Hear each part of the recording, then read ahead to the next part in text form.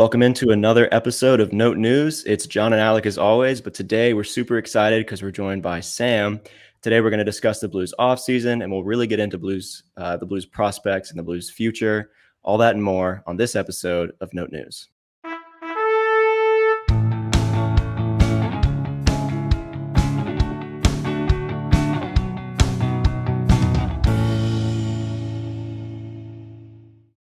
That was a sweet intro. I like I especially like the perunovich paddle celebration.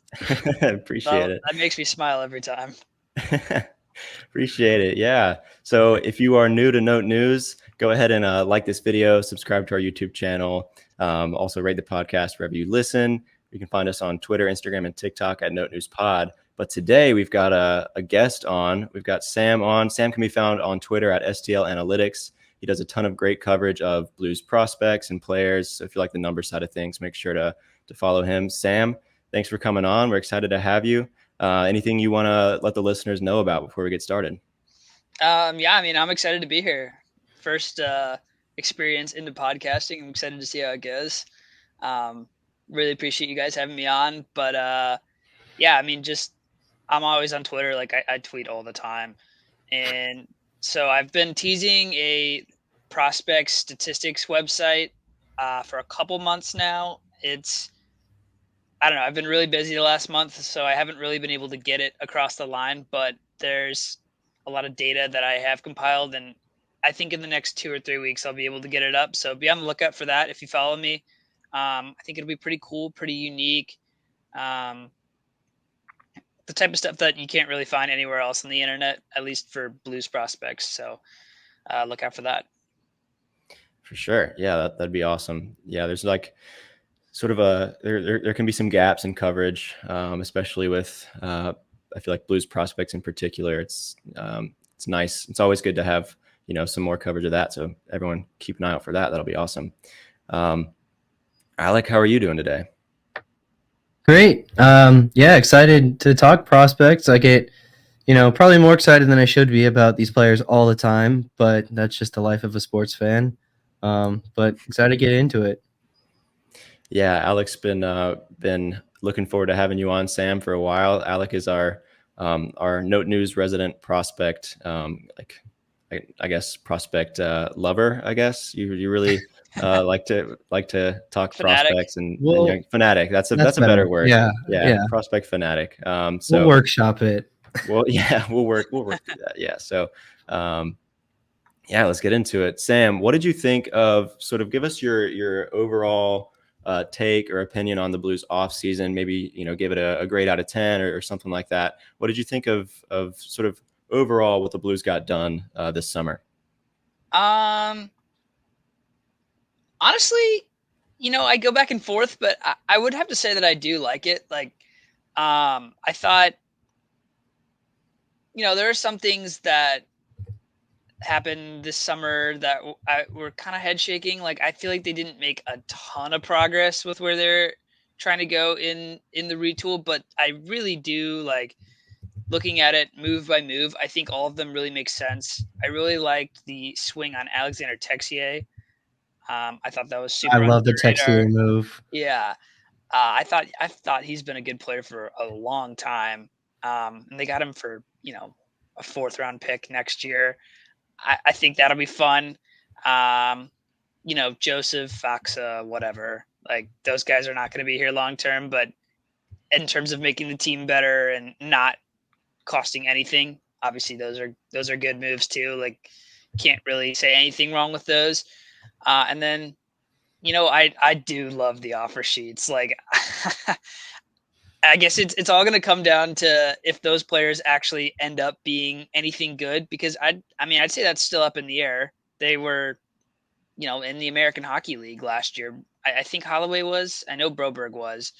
And it's not like they were just drafted too. So, like, they have a lot to prove for this to actually be a worthwhile move for the Blues. But just the concept of the offer sheet move, it was just so brilliant. I loved that series of moves. And, I do like the players too. Like, I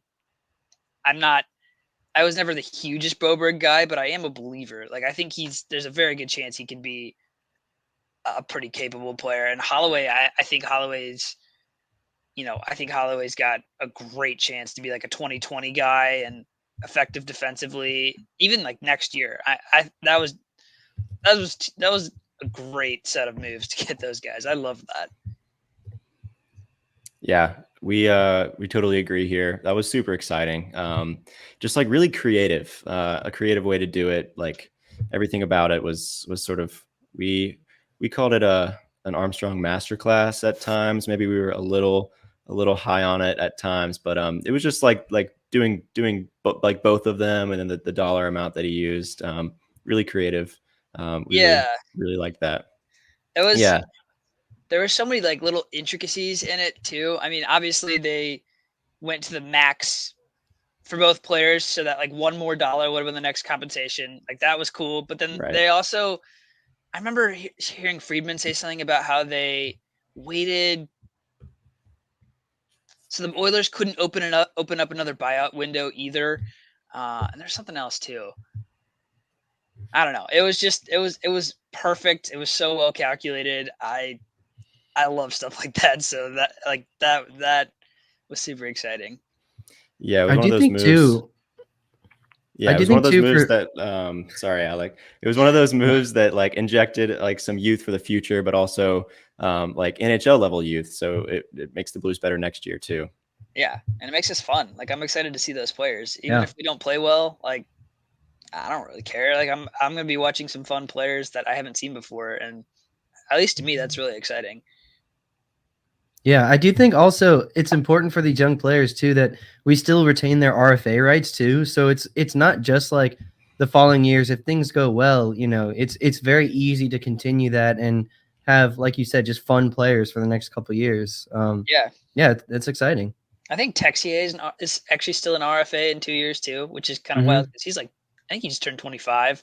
Yeah, he is 25. So I mean, those contracts are. I mean, if people were complaining about like they overpaid Broberg and Holloway, like they're kind of missing the point. Like that. Of course they did. That's how they got them. Yeah. Totally agree. Yeah. Yeah. Well, I think that can lead us to our next point, sort of about planning and just general franchise construction, honestly. What were your thoughts on the Drew Bannister hire and the Steen succession plan? Sort of all the front office, kind of showed their hand a little bit for the next couple of years. Did you like that they did and that it's clear that they have a plan, or do you think that it has a chance to backfire on them? During the season, I was really out on Drew Bannister. Hmm. He just like I remember being really upset about how he managed one game with I don't know. I can't remember exactly what it is, but towards the end of the season, I kind of came around. Like I think the last month of the season, the Blues put their best possible lineup on the ice every game, and they were winning. And I think that was Bannister kind of figuring out what he needs to do to get the most out of his lineup. And I'm excited to see what he can do with a whole training camp this year. And he's actually got some capable NHL players. There's not going to be, what we had last year. It's not going to be like that. He's actually going to have guys on every line who can play.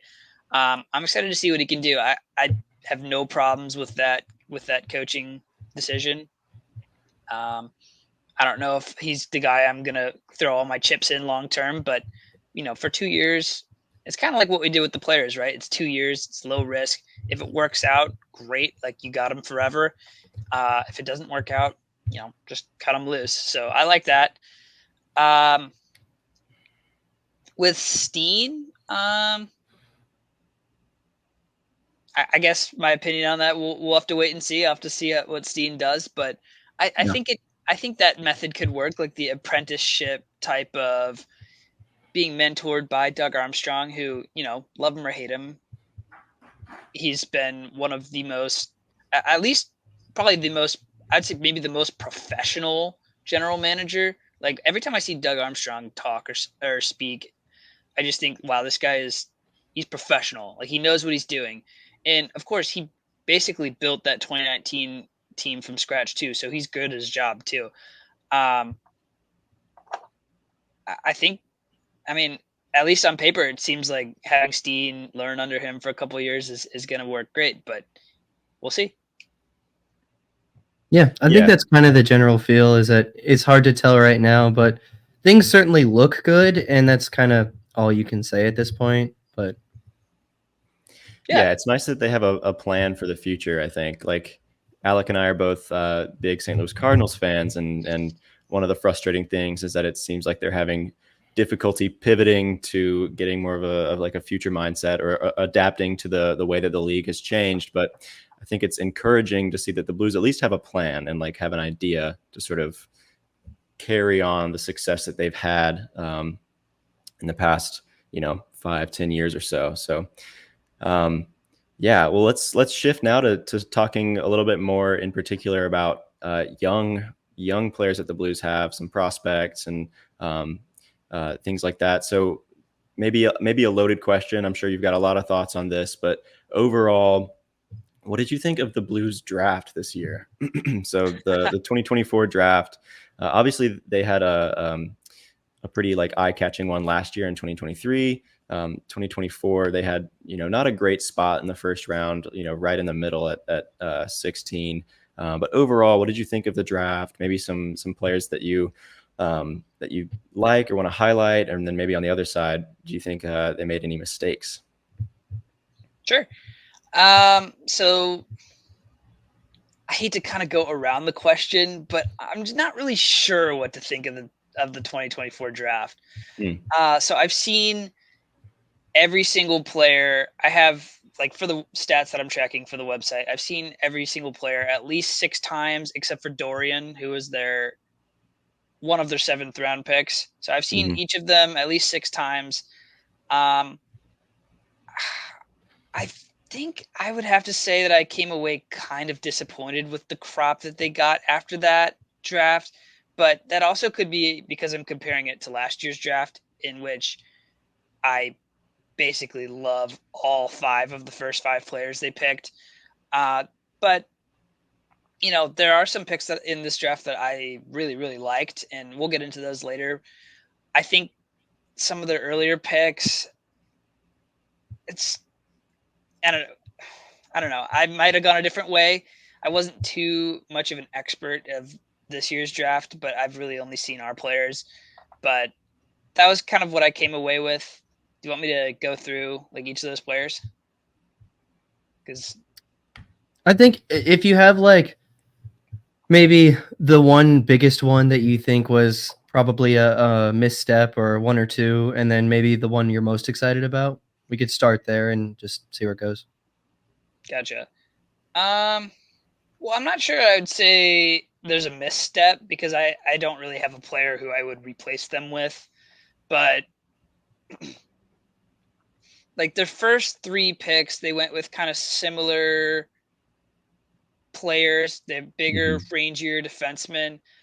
With Juracek, I don't know what to think. So I watched, I think, all of his games. I did 8 games of his, all in the Czech league, and he was playing pretty good minutes. Like he was playing 18, 19 minutes a night in those games. He was fine. Like I think what stood out in those games was he was a pretty good defensive player. Like his stick was really good. His defensive timing was pretty good. He broke up a lot of plays. He's pretty fluid with his skating. His passing was fine, but I didn't think he was, like I wasn't impressed by him. I know he's really young. Like he turned 18 in June, I think. I think his birthday was on the draft. And he was playing in a pro league. So, that's forgivable, but there's also guys who play in leagues like that who really stand out and are really good. And I wouldn't say I thought he was that good. But the thing is, I've heard that he was outstanding in his pre-draft season, or his draft -1 season, I guess is what people call it. And I guess we didn't really see that this year, but just knowing that he has that in them, that makes me think that, like, okay, maybe I'm missing something and I need to go back and watch those games. But then he also missed 9 months with knee injury. So yeah, And I think he was playing on a lower body injury before that too. Like even when he was playing last season. Yeah, he got decked. It was at the very end of a game, and he got absolutely laid out. And I think it might have been something like that too. So I don't know. I'm not going to give an opinion on him right now. It's just a wait and see. I think we'll know a lot more after this year because he's going to the OHL, which great decision, by the way. I love that. Talk to me next year, and I'll have a better take on what Juracek is. Sure. Anyone you're really excited about from this year's crop? Yeah, I actually have two guys who I really, really liked, and they're later round picks. So was Mercick a fourth or a fifth? Fourth round. Yeah. So we got Thomas Mercick in the fourth round. He is a lot of fun. I think compared to even some of the first round players that we've drafted in the last couple of years, like Stenberg, Bolduc, even Snuggerud and Dvorsky, like in terms of offensive skill, like shooting, skating, stick handling, even little playmaking, like Mercick is just as good as those guys. Like He's fun. He is a really, really talented hockey player. I kind of see, like when you watch him, you kind of see why he went a lot later in the draft. He's not super involved. So like he played on Medicine Hat last year. He just got traded to Prince Albert. And Medicine Hat has Caden Lindstrom, who went fifth, Andrew Basha, who went top 40, and then Gavin McKenna, who's going to go first overall in 2 years. So Mercick is playing in the top 6 with those guys. And when you watch those games, it's very clear that he's a background player. Like he is not the focal point of that team. He's someone who plays off of those guys, and he's not very super involved around the puck. I don't think he does much forechecking. Wasn't super involved playing defense, but I did think he was smart enough to play off those players too. Like he was able to get himself open and shoot one-timers. His shot is sick. He's one of those guys who can score from those really bad angles like Jack Hughes, where he just like flips it up and hits the goalie in the head and it goes in the net. And he can skate too. So I think with him, it's kind of a wait and see. Like you'd like to see his game round out a lot more, but I think there's very real like 25-25 potential with him. Like the name that I was thinking of when I saw him was Frank Vetrano. I think he was very, very similar to that guy. So maybe it's a 50-point guy who's, on the worst team in the league, but he's fun. I like him. I love that pick. And then the other one I really liked was William McIsaac in the fifth round, I think. Yes. Yeah, fifth round. So in terms of where he is now as a player, I think that he is just as good, if not better, than the two defensemen that they picked in the second round, Ralph and Fisher, because he's also 6'3". He can also skate really good. And the thing I liked about him is that he's really, really smart. Like sometimes it's kind of hard to tell if a player is smart when you watch him because, it's little things, right? But with McIsaac, his team wasn't great. Like it was kind of Berkeley Catton on Spokane. It was Berkeley Catton and then, the rest. Like they weren't a good team. But what I noticed about him is he's always like jumping up in the neutral zone. He jumps pass routes all the time. It's really tough to get around him. And then he was actually pretty good on offense too. Like he was really good at reading off of players. He gets to that spot at the top of the circle where a righty will feed him from the half wall and he'll get it and have a like open wrist shot from 25-30 feet.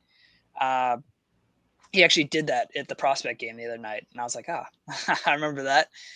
And he shoots for sticks too, which none of our other defensive prospects do. So he's it would not take much for him to be a nice NHL player. I think the one thing that I noticed was kind of missing from him was he isn't really the best puck handler. Like people will pass him the puck and it'll just explode off his stick, or he's not really able to do complex stuff with it. But I mean, the rest of his game's really good. So I'm excited to see. I really hope he earns a contract because I think he's a guy who could be a legit player in the system. I mean, he's a 6'3" right D who's not bad. Those players are always valuable. Yeah, for sure. So why don't we talk now? Let's see. Let's get your takes on some more specific players here. One you mentioned already, and Alexandre Texier. That's one that I know Alec is super excited about, having watched some Columbus Blue Jackets games last season, and as you mentioned, didn't give up much to get him. What do you like about him? What do you think maybe his ceiling could be? And then maybe what sort of production do you expect from him this season on the Blues? Yeah. So I'm not gonna lie and say that I've seen a lot of Texier in the last couple years. Like I couldn't tell you exactly how he's played in Columbus, and I guess he played in Switzerland last year too. But I remember liking him a lot as a prospect because he is really skilled and he's a big guy who can skate. But what I did, like I'm a numbers guy, right? So I looked at some of his underlying numbers with Columbus last year, and a lot of the offensive sort of play driving stuff was really good. The finish really wasn't quite there. The defense was not there at all. Maybe that's something I should watch to see like what was going on there. But it's also Columbus, right? Like I don't know if there was a worse place to play in the NHL last year than Columbus. Like Yeah. that, I heard everybody on that team hated that coach. Mm-hmm. Uh, It was bad. yeah. So maybe you can forgive a little bit of that. But the stuff that I like about him is, I think I remember him. I remember him as a prospect being a really, really good player off the cycle. Like he could make a lot of plays off the cycle, which is a really hard thing to do. He could play in tight. And if you get open, he had a pretty nice shot too. So he's just kind of like a fairly well-rounded offensive player who makes plays off the cycle, and I wouldn't be surprised. I think he can score 20 goals too. So we'll see. Yeah, he had a pretty exciting game in Olympic qualifiers too, right? A hat trick, isn't that right? Yeah, I think he scored 5 points and 6 points in 3 games in those Olympic qualifiers. Yeah, something like that. Yeah. Alec, you're really excited about him, right? Yeah, I'm a huge Texier guy, and I'm actually, not only do I think he can score 20 goals, he's actually like kind of one of my favorites on the team to score 20. I do think you made a good point about his finishing is really, it just looks clunky and like slow. I think that really could be where he could definitely touch up his game. But yeah, I mean, as you mentioned, skates really well and uses his body really well when he like has the puck. I wouldn't say he's the most shifty guy, but he's just, I don't know, a smart player. And as you said, the Jackets last year was just a really atrocious situation. I mean, the locker room was terrible. They lost their captain for like half the season. They were down Warinsky for some games. Like there was really not that much to go off of. I actually, in years previous, I guess the one before, so that would be 22, 23. I actually thought Texier was pretty solid on defense. I would say more so in like back checking in the offensive zone or like skating in transition through the neutral zone. In his own end, I think he was okay, but I think the defensive numbers plummeted last year. I don't want to totally like scapegoat it, but it things looked a lot worse on just on a night to night basis than I think true talent would guess Great. with a guy like Texier. So I actually think he's going to be fine defensively, especially for like a bottom six player. And yeah, I'm really excited about him. Yeah, I agree. One thing I noticed too is it was just kind of weird that they traded him. I mean, I get it because they have a brand new GM. He's not one of the GM's guys. They have a brand new coach, but he was actually playing a ton at the end of the year. Like he was Mhm. playing 18, 19 minutes. He had a game where he was up at like 24 minutes at the end of the year. He was on a line with, I want to say it was Alex Nylander, and it might have been Gaudreau too, actually. But it seemed like he was starting to figure it out at the end of the year too. So Yeah, I think you and I both we're definitely looking forward to seeing him. for sure. I kind of want to get your thoughts now on a. I don't know if they're still rookie eligibles or not, but rookie, sophomore, young players. Um, between a couple forwards, I think the most exciting one for me, or at least the one I'm most curious about, is Zack Bolduc. How do you see him? Now that he's had some playing time, and what have you seen so far? What have you seen from him as a prospect? Yeah, your thoughts. Yeah. So he was pretty impressive last year, wasn't he? At the end of the year.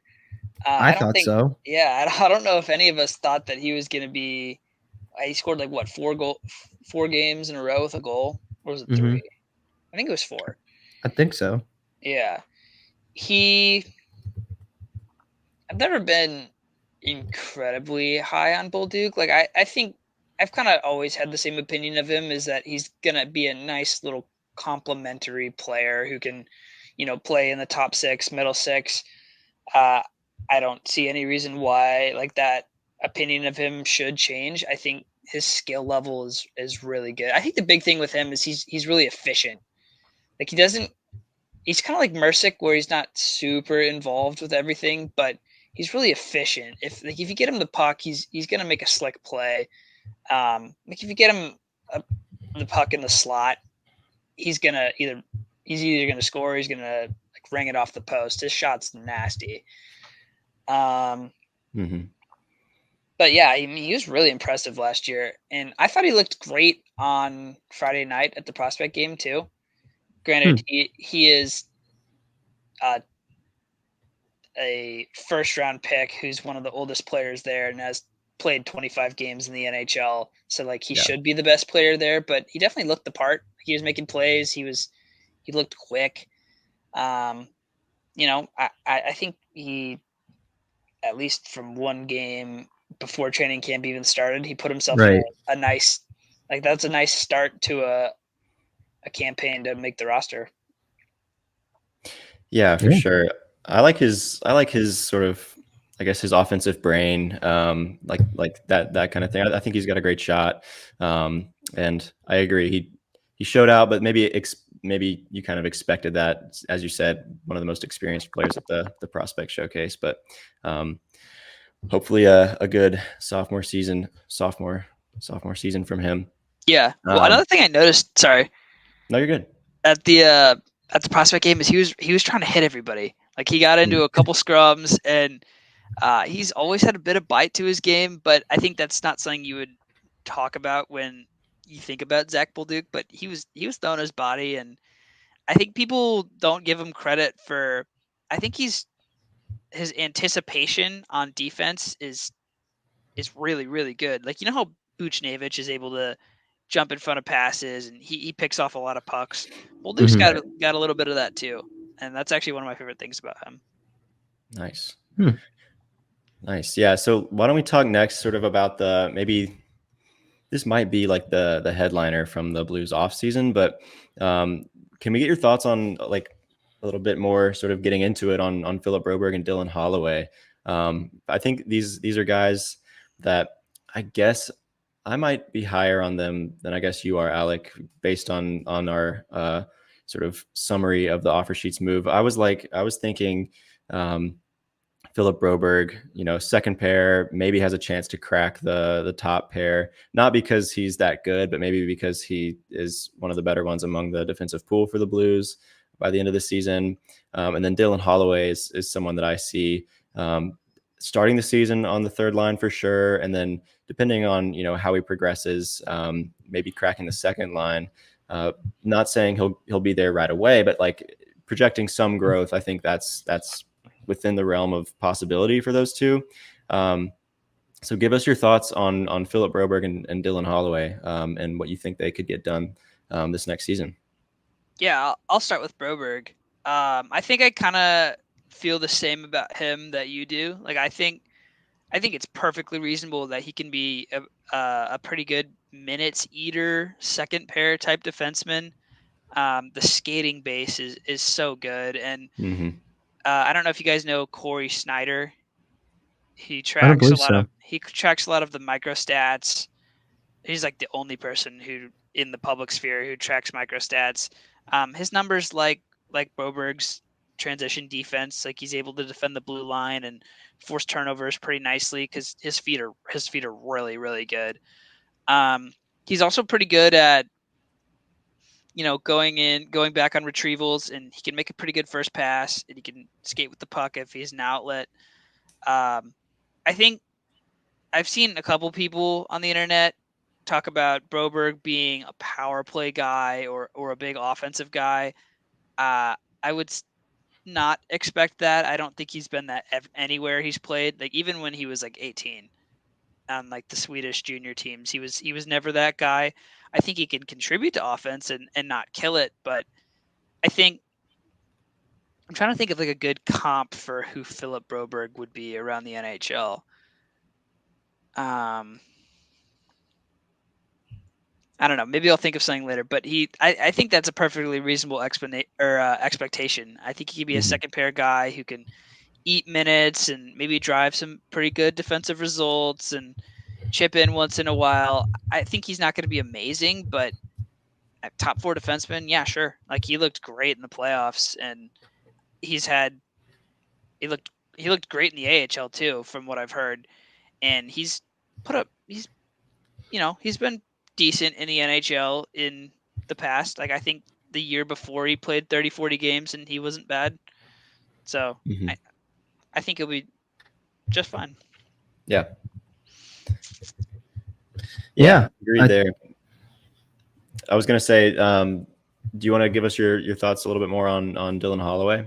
Oh, yeah. Yeah, so I did not think we were going to get Holloway when I saw the offer sheets. I was like, when I saw him, I was like, oh, wow, like we offer sheeted 2 players. And then I started like thinking a little bit, and it's like, okay, so they probably did the second one just to get Broberg. But Holloway was actually the guy who I really, really wanted.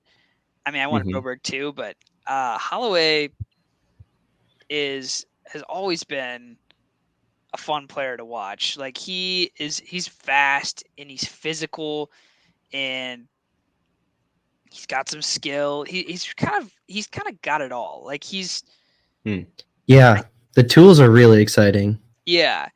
He can play off of anybody. He's like, I think the thing in Edmonton, he didn't really get a ton of playing time or until the playoffs where he was playing with Draisaitl, and he was really good. He scored a couple. He scored 5 goals.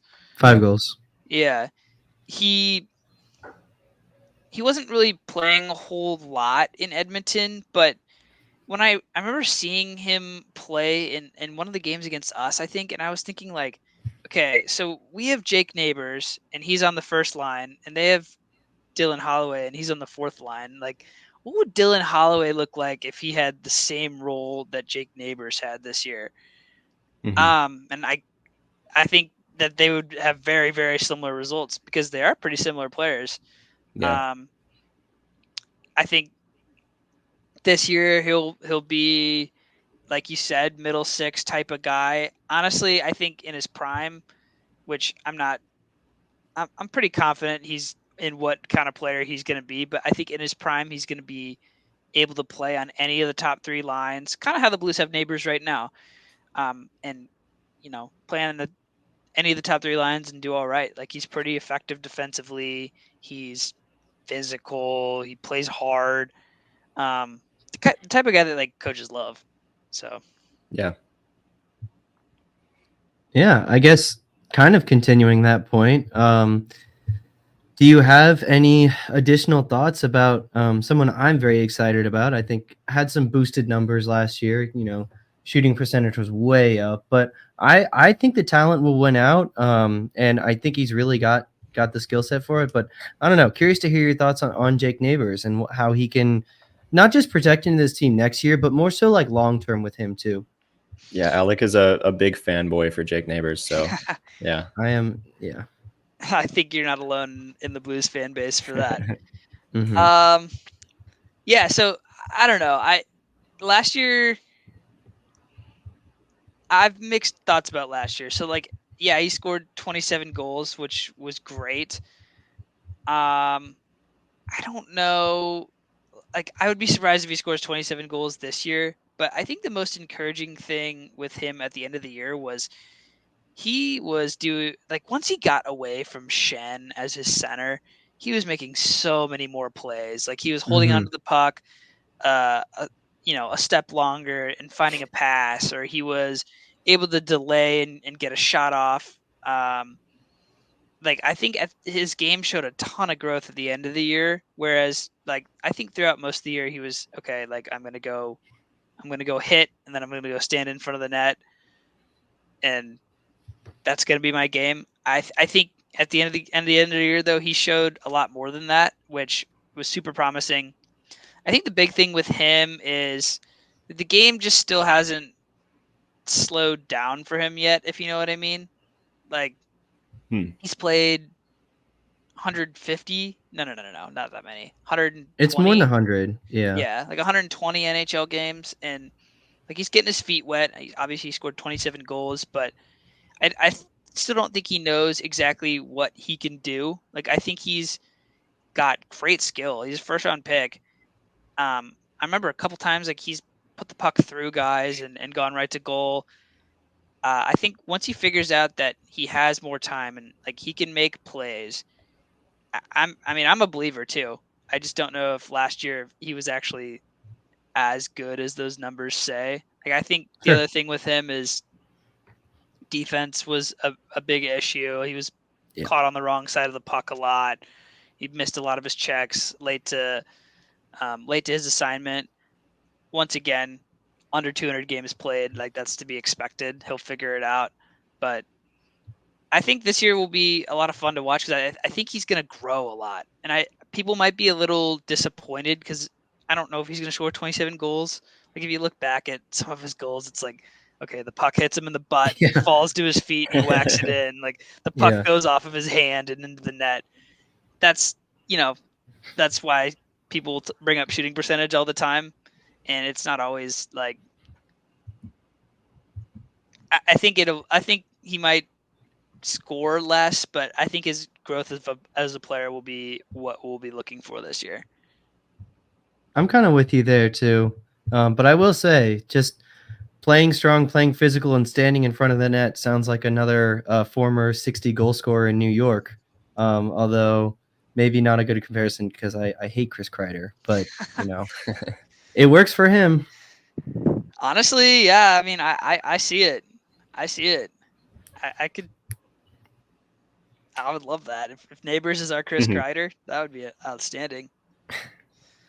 Yeah, for sure. One last player I want to get your thoughts on before we shift to talk a little bit more about something happening this weekend in the prospect showcase. I want to get your thoughts on Scott Perunovich. This is someone that the Blues seem to be sort of with his new contract this season, sort of like, all right, let's see what you got.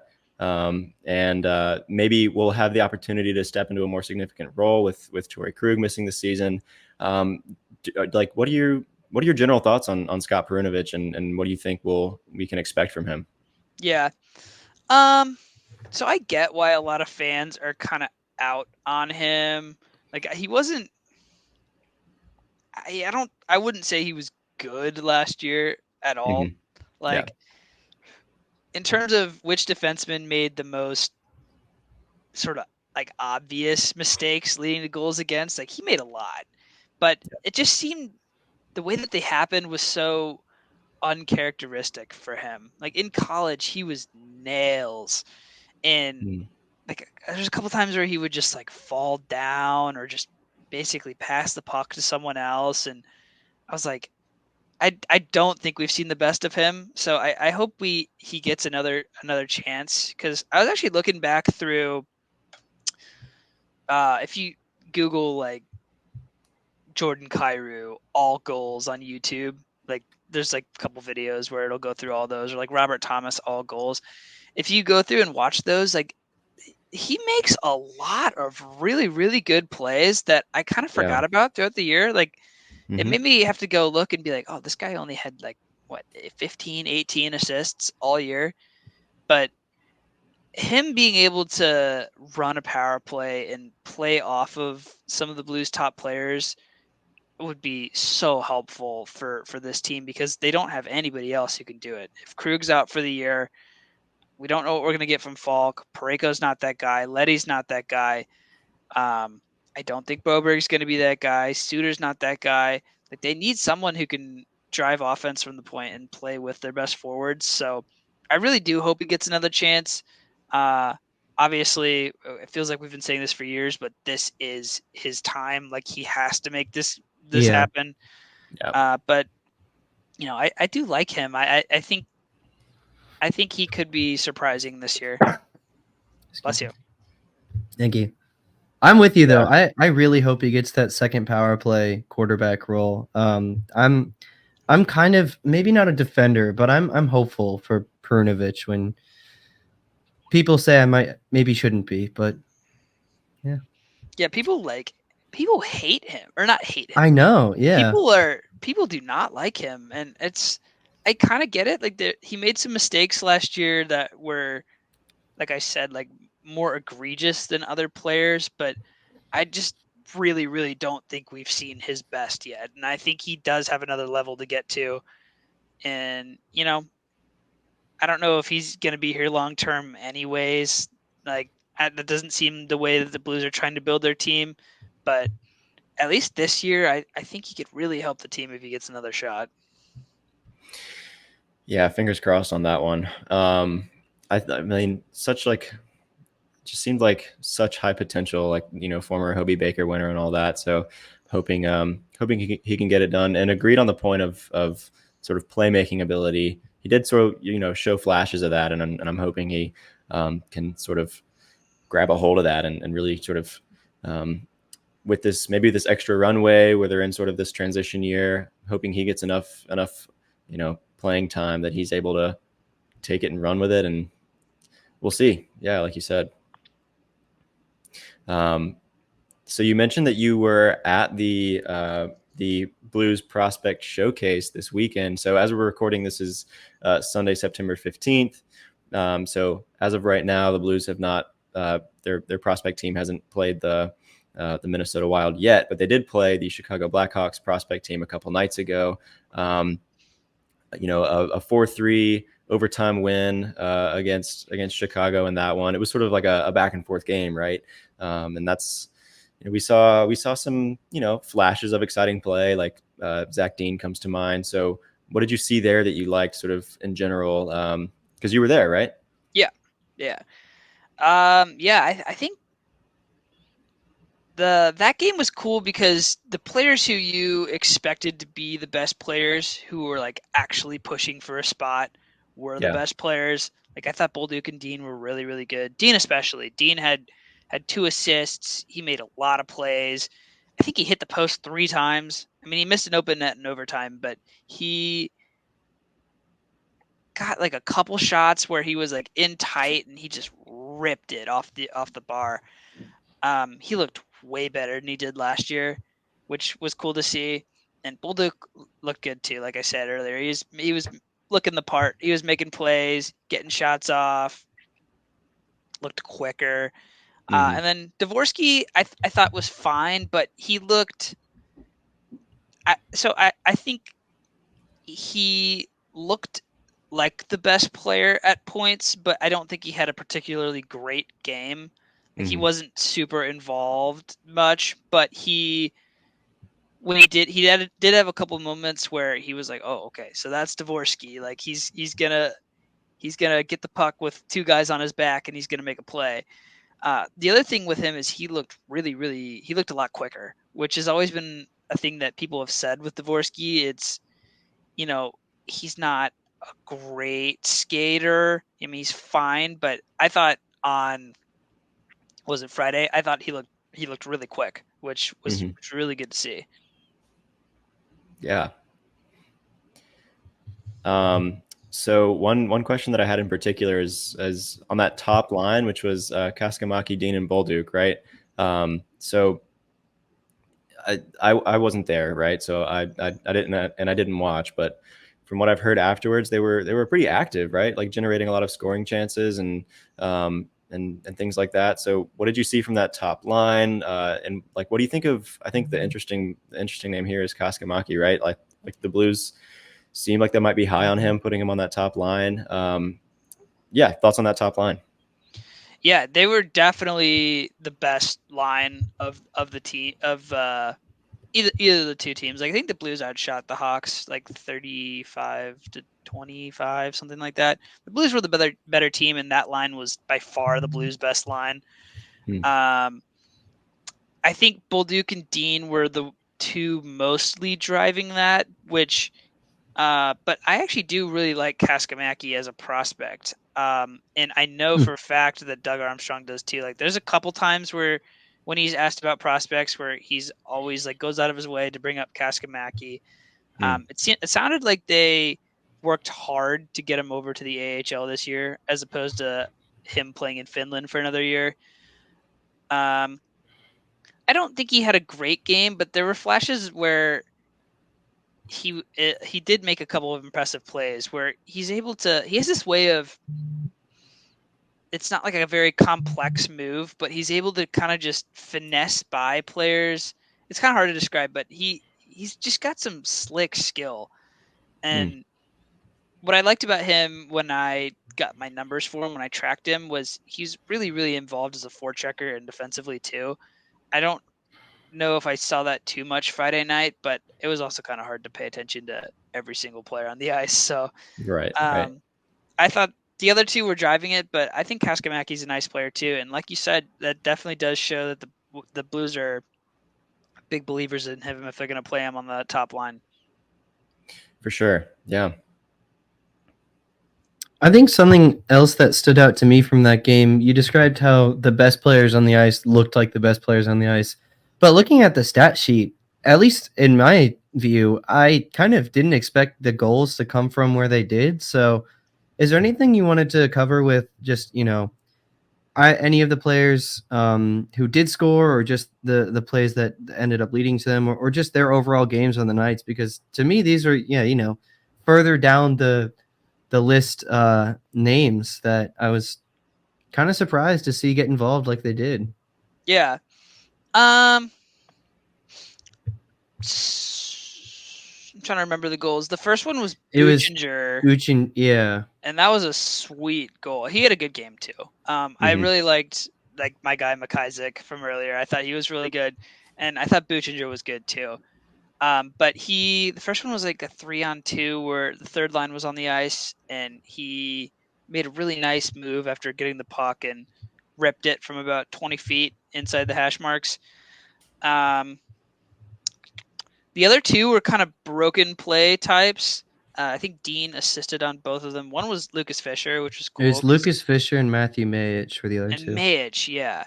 I think both of those goals were sort of broken play type goals where, like, Dean made really good plays on both of them, and then the Mayich goal was a complete screen. Like, he shot it.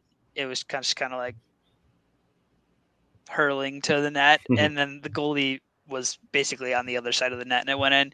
The Fisher goal was also through a screen too. Like, Dean passed it from behind the net, and nice shot because he was like at the top of the circles, and he went like top corner on the goalie.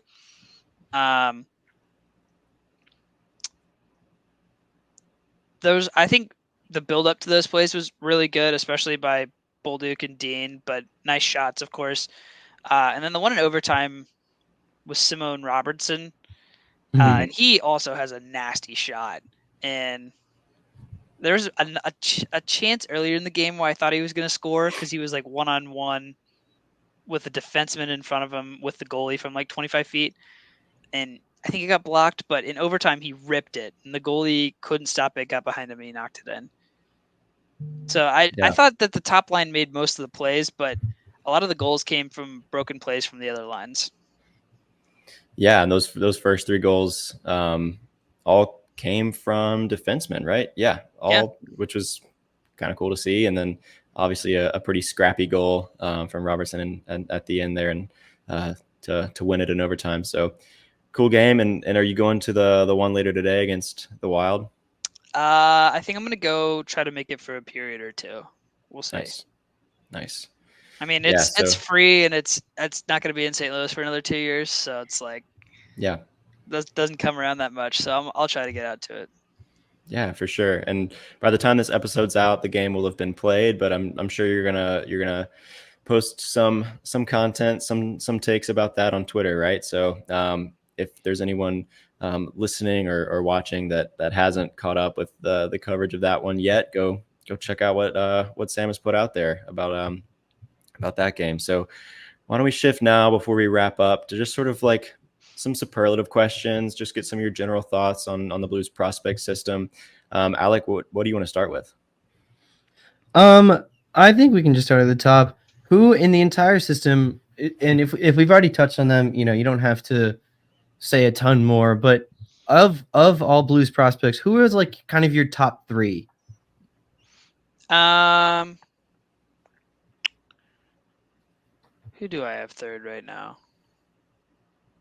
So definitely there's a clear top two for sure. Mm-hmm. I'll just start with that. But who's at the top? Yeah. So I've actually gone back and forth on who I think is better between Dvorsky and Snuggerud. I was Snuggerud for the longest time, and then I was Dvorsky for a bit, but I think now I'm back on the Snuggerud train. I think in terms of which player has the best chance to be the most impactful, like the highest end player, I think it is Snuggerud. Like, he's just a bully. He is a bully. He is so hard to get off the puck. He punishes people, and he's got a laser of a shot. I don't really know what happened at the end of the year last year. Like, he did not score at all. But I went back and watched those games, and he looked fine. Like, he looked just like Snuggerud. So I think some people got a little bit worried about this year, but I don't think you should be. Like, it's the same player.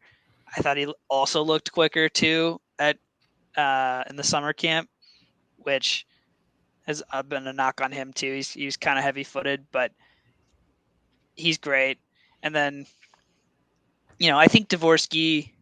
I've never been like a huge Dvorsky guy, but I have to respect that he is a damn good player.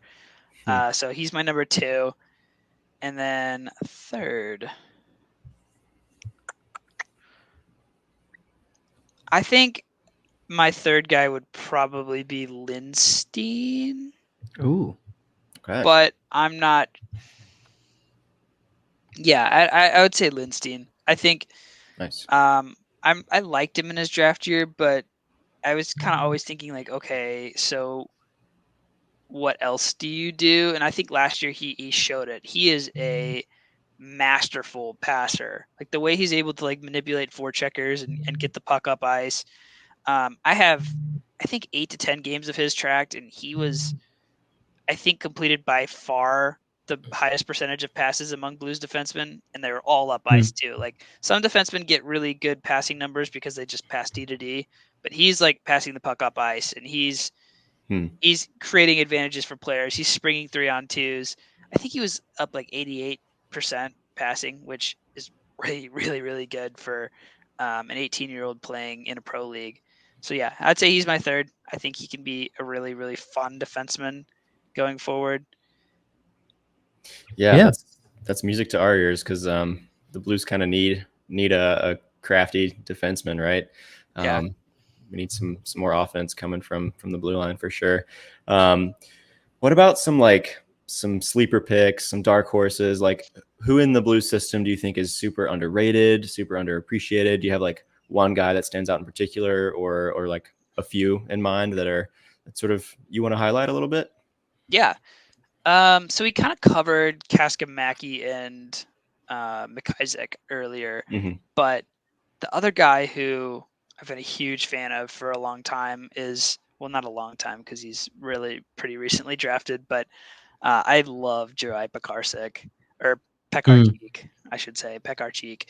So in his draft year, I was really into the draft that year, and I covered pretty much every player, but it was around the U18 tournament in April, and I started hearing about Pekarczyk. I was like, okay, who's this guy who had 10 points in 7 games for Slovakia? And I checked him out, and I loved him. He's just like a ton of fun. He's so goofy. Like, he's a big guy. He's powerful. Really, really skilled. But then when I remember watching him in his draft year, I was like, okay, he doesn't really know what he's doing yet. Like he hasn't really figured out everything. But I think I forgave that because he was. I think he turned. Like I think he just turned 19. Like he was one of the youngest players in his draft season, and he hadn't really had any exposure to high level hockey. And he comes over to the USHL this year, and he was great. Like I think he was one of the best players. He might have been the best player in that league, besides, maybe besides the guys on like the national team program. But he, one thing that surprised me this year is his playmaking was outstanding. Like he's able to sling passes like across the slot at least 2 or 3 times a game, which no one really does that. Like Robert Thomas does that, but no one else does that. And he's fast. He can stick handle in a phone booth. He's just a ton of fun, and he's a long way away because he's, like I said, he's still goofy. He's pretty new to playing at this level, but I think down the road he's definitely a guy to watch. I gotta say he was pretty disappointing Friday night, but it's one game. It happens. I guess on the other side of the coin there, is there anyone in the blue system you think is really overrated and is getting, maybe a lot of coverage, but not necessarily that they're going to be bad or just suck, unless you do feel that way, but just like the expectations should probably be tempered? I don't know about overrated, but I'm not like, I think Colin Ralph has a really long way to go as a player. I think everyone knows that though. Like I think everyone knew he wouldn't be around for 4 or 5 years if he even makes it. But there were some games where I saw it with him where he was able to make some plays with the puck. I mean, he's a huge guy who's physical, and I actually like the way he plays defense sometimes. But he was really a mess with the puck. Like I was watching, he was playing U18 AAA game, so he wasn't playing major junior or college or anything. He was playing U18 AAA, and I don't know, like there were some games where he was like the only reason why his team would allow a chance, because he was on Shattuck, which is the best team. Like they would win most of their games 5-6-0, and I don't know. There were some games where he really, really struggled, but like I said, he's a long way away anyways. So there's plenty of time. He's going to go to college for all 4 years. Plenty of time to figure that out and become something. I wouldn't say he's overrated, but maybe a player that fans shouldn't expect to see anytime soon. Yeah, that's fair. So one question as we sort of wrap it up here, let's get a little more general, thinking about the Blues prospect system as a whole. What do you think is sort of the biggest hole, like in the Blues prospect system? Where do you see maybe the pool lacking that might be a little concerning for you? I just think they need a top player. Yeah. They have a ton of guys who are, I don't really know how they're going to get that top player, but they got a ton of guys who I think are going to play and are going to fill out spots in the lineup. But the Blues already have a ton of guys who fill out spots in the lineup and play on the second and third lines. I don't know like how many of these guys are actually going to be second and third liners on the Blues. I think a lot of them can be, but they really only have 2 guys who I think I'm comfortable in saying like you are going to be at least a top 6 player. And I don't know. I always think that like if they can package like some of these guys who project to more of that middle in the lineup spot, but have the first round pedigree, and like they are good players. Like I don't think there's any guys that the Blues have drafted the last couple of years that are like misses. But I don't know how many project to be real impact difference makers. Like I don't think that they have a player in their system who's going to be better than Robert Thomas, which is obviously easier said than done yeah. because he's a great player, but that's, I don't think there's anybody at that level. Yeah, I think we agree there. That's something that we've talked about this offseason, just like lacking that like elite level scoring talent and elite level defensive capability that we're hoping, not necessarily confident that they will, but we're hoping they'll supplement that maybe in free agency or on the trade market.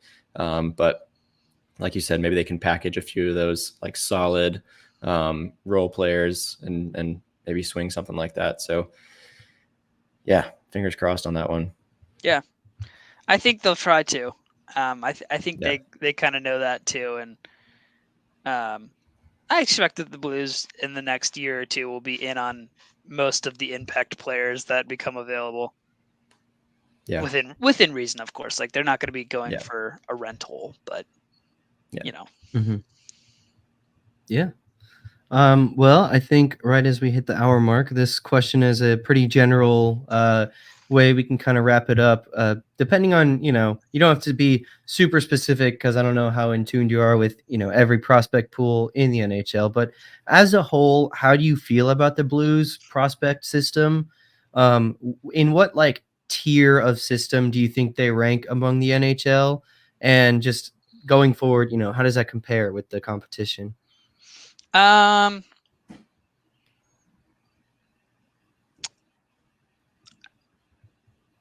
think that they're anywhere from 10 to 15. I think that's a fair place to put them. I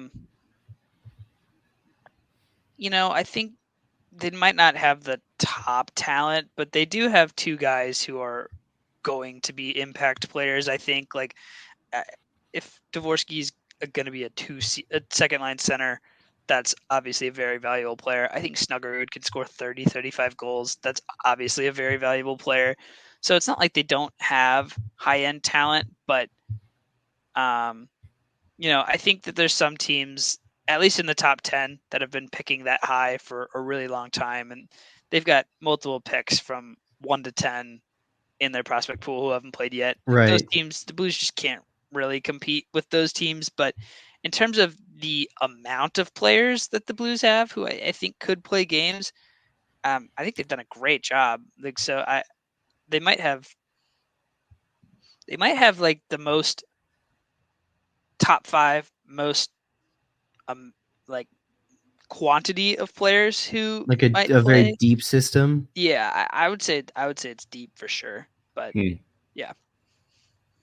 Yeah, I think it's a little a little underrated, not super underrated, because I would agree it's sort of in that 10 to 15 range. But I've seen like in particular like over at the Athletic, Corey Pronman putting them like 16th. I think that's like a little low, and he had like Adam Juracek at the top of his list, and Yeah, I don't know about maybe that. not, maybe unsure about that, but I think I'd agree, and I think Alec would agree that is it's a little higher than that, like 10 to 15. I think feels pretty solid, and hopefully good enough that the Blues can make it out of this retool and return to contention. Before we wrap up here, Sam, you want to remind everyone, all the people listening and watching, where can they follow you and keep up with what you're doing? Yeah, so you can follow me at the Twitter handle, the STLAnalytics handle.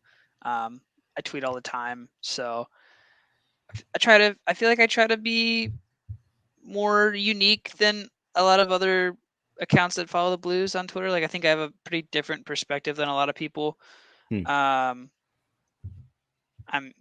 That's usually where you'll find me, but also be on the lookout for this website, which I've been teasing for a while, but hopefully will get out shortly.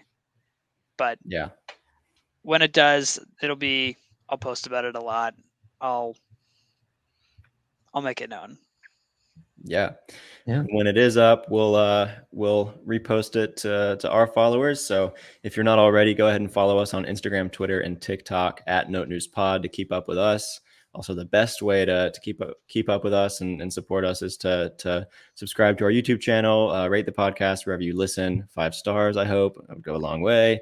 Like this video, all that good stuff, and we like to to do a weekly video at least, sometimes 2 videos a week. And as the season gets closer here, we're hoping to do some pretty exciting stuff. And hopefully the Blues and their prospect system are headed in the right direction. So that'll do it for this episode of Note News. We'll see you next time. And as always, let's go Blues.